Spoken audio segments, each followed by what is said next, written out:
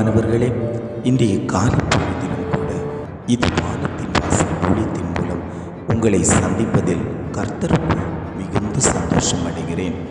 அநேகர் தனக்கு விருப்பப்பட்டவர்களை தனக்கு முன்பாக வைத்திருப்பார்கள். பெற்றோர்களை வைத்திருப்பார்கள், பிள்ளைகளை வைத்திருப்பார்கள், நண்பர்களை வைத்திருப்பார்கள், உறவுகளை வைத்திருப்பார்கள். இப்படி தனக்கு விருப்பப்பட்ட நபர்களை தனக்கு முன்பாக வைத்து ரோல் மாடலாக அவர்களை பின்தொடர்ந்து வருவார்கள். ஆனால் தாவீது என்கிற பக்தன் கர்த்தரை அவனுக்கு முன்பாக வைத்திருந்தான்.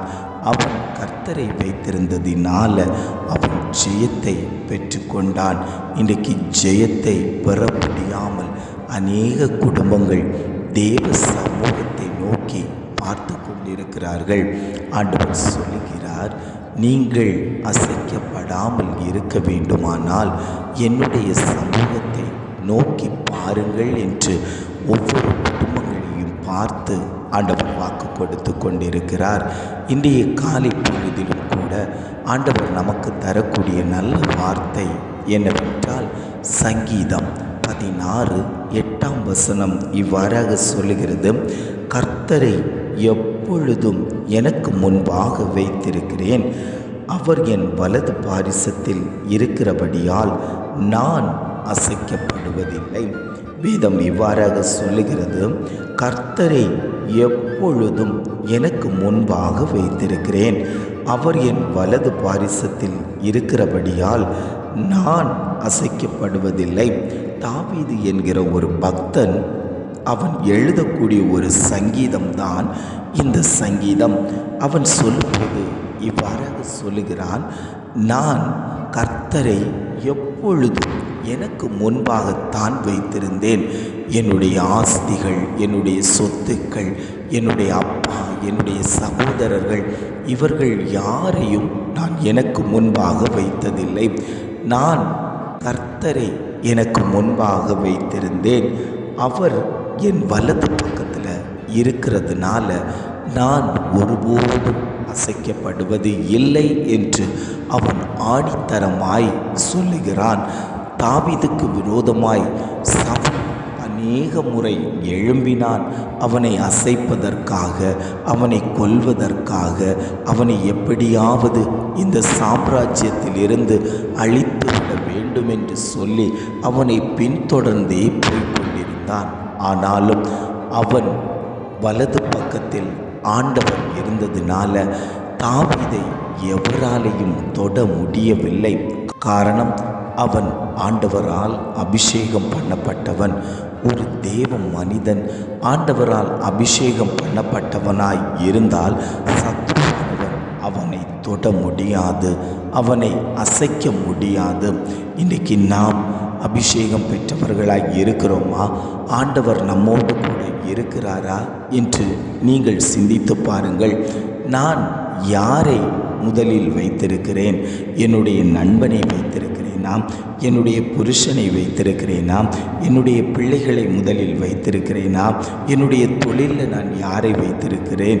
என்னுடைய குடும்ப விஷயத்தில் நான் யாரை முன்னிறுத்துகிறேன்? என்னுடைய பிள்ளையின் காரியத்தில் நான் யாரை முன்னிறுத்துகிறேன்? என்னுடைய ஊழியத்தில் நான் யாரை முன்னிறுத்துகிறேன் என்று நீங்கள் உங்களையே சிந்தித்து பார்ப்பீர்களேயானால் நான் எந்த நிலையில் இருக்கிறேன் என்பது புரிந்து கொள்ள முடியும். ஆண்டவர் சொல்லும்போது சொல்லுகிறார், நீ அசைக்கப்பட்டு கொண்டிருக்கிறாய்.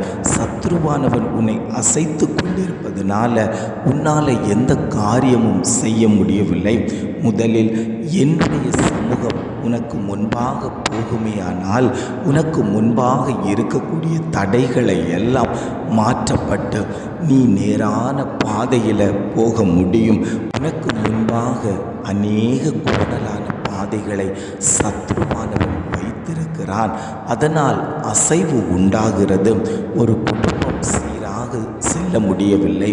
பொருளாதாரத்தில் பிரச்சனை, பிள்ளைகளுடைய காரியத்தில் பிரச்சனை, எது எடுத்தாலும் தோல்வியே தழுவி கொண்டிருக்கிறேன் என்று அநேகர் அழுது கொண்டிருக்கிறார்கள்.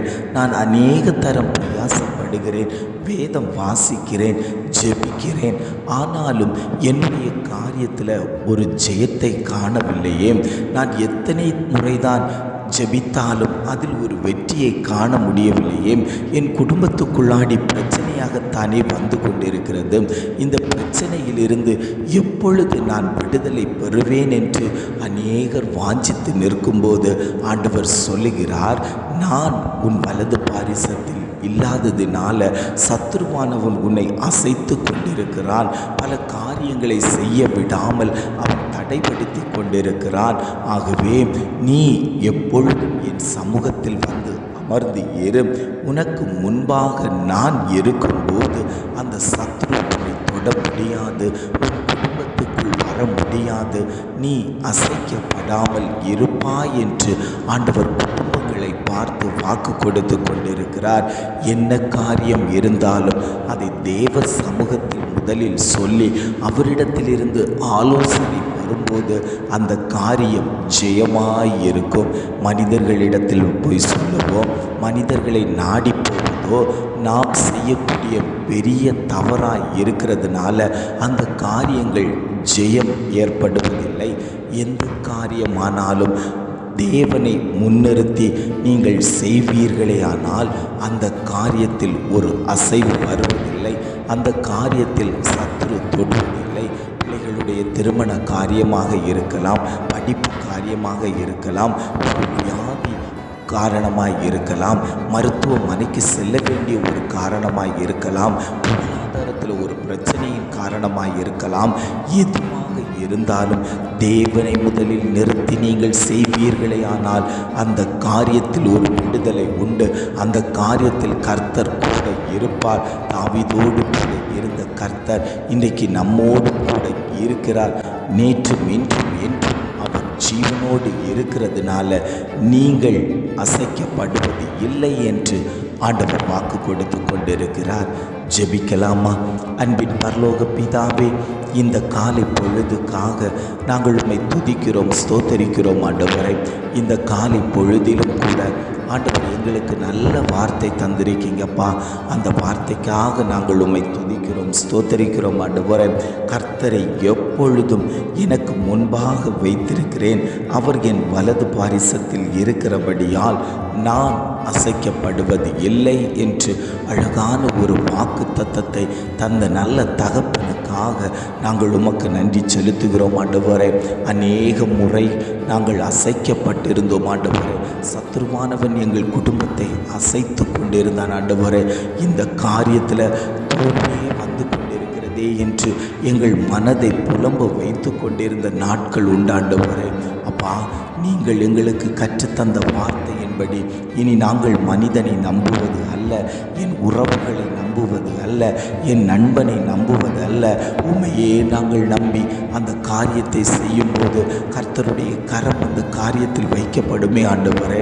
நீர் எங்களை அசைக்க விடமாட்டீரே ஆண்டவரே. அப்பா, இதை கேட்டுக்கொண்டு இருக்கக்கூடிய ஒவ்வொரு குடும்பங்களுக்காகவும் நாங்கள் ஜெபிக்கிறோம் ஆண்டவரே. அந்த குடும்பங்களில் தேவன் ஆண்டவரே உம்முடைய கரம் வைக்கட்டும் ஆண்டவரே. அவர்களை நேர்த்தியான இடங்களில் கூட்டிக் கொண்டு போங்கப்பா. நேர்த்தியான காரியங்களை செய்ய வைங்க ஆண்டவரே. அப்பா, துன்மார்க்கமான வழிகளில் போகாதபடிக்கு அவர்களுடைய காரியத்தை ஆண்டவரே அசைவு கொடுக்கக்கூடிய காரியங்களில் தேவனுடைய கரம் வைக்கப்படும்படியாய் நாங்கள் ஜெபிக்கிறோம் ஆண்டவரே. அந்த குடும்பங்களில் இருக்கக்கூடிய சத்ருவின் மந்தாரங்கள் வெளியேறட்டும் இயேசுவின் நாமத்தினால. வியாதிகள் மாறட்டும், கட்டுகள் உடைக்கப்பட்டபடியாய் நாங்கள் ஜெபிக்கிறோம். ஆவியானவர் பெரிய காரியங்களை தேவன் செய்துவிட்டதற்காக நாங்கள் உமக்கு நன்றி செலுத்துகிறோம். எங்களை தாழ்த்தி தருகிறோம். துதி, கன, மகிமை எல்லாம் உமக்கே செலுத்துகிறோம். மீட்பர் இயேசுவின் மூலம் ஜெபம் கேளும் நல்ல பிதாவே. ஆமேன்.